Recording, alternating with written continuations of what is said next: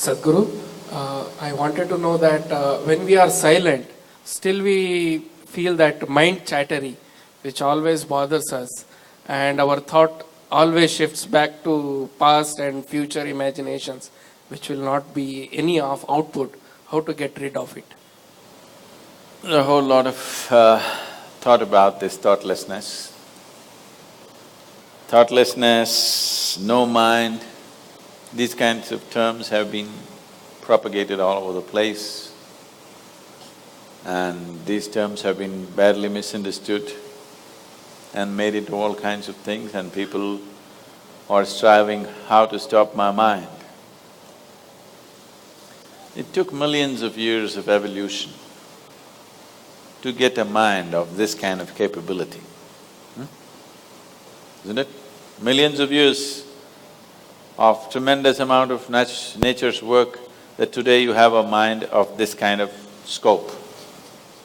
And now you want to stop it. Why is it that you want to stop it? If your mind was constantly producing absolute pleasantness for you, would you think how to stop this mind? Would you? No.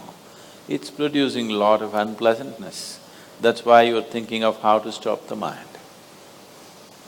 This is the first thing, wherever you go in the world, this has gone so much into people's mind. If you tell them you meditate, they say, "But Sadhguru, I'm not able to stop my mind." I said, that will happen only after you stop your kidneys, liver, heart. You stop all these things, then the mind will also stop. Do you want it to stop? No. Then why do you want the mind to stop? Why do you have such a horrible prejudice against the mind? You don't mind if your heart is beating, you can meditate. You don't mind if your liver is working, you can meditate. Your kidneys are functioning, you can meditate. If your brain functions, you can't meditate, what is the problem? You seem to have something against intelligence, isn't it? This is the conspiracy of the stupid against human intelligence, that to meditate means your brain must be frozen. No. You don't have to freeze your brain. We were looking at this yesterday itself. We will initiate you into Shambhavi.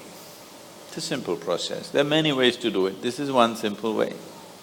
But it's a powerful process.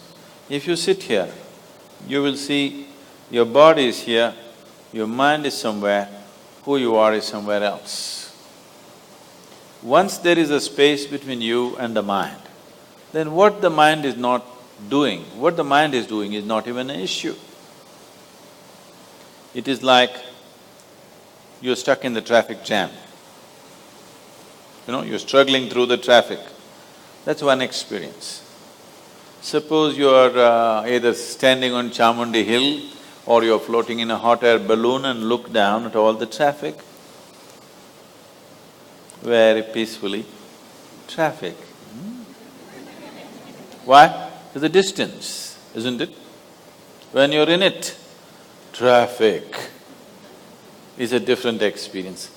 From really high up there, sitting in a hot air balloon, you look down, you can't even hear the sounds. Looks wonderful, traffic, isn't it? Yes or no? Because there's a distance.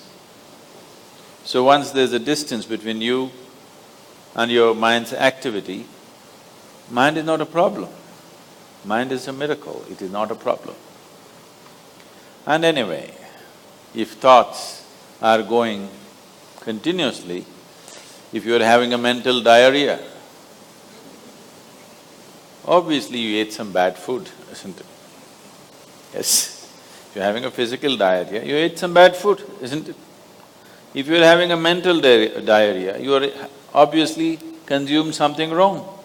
What this wrong thing could be is, the moment you identify yourself with something that you're not, then you're finished. Your mind is a continuous runs.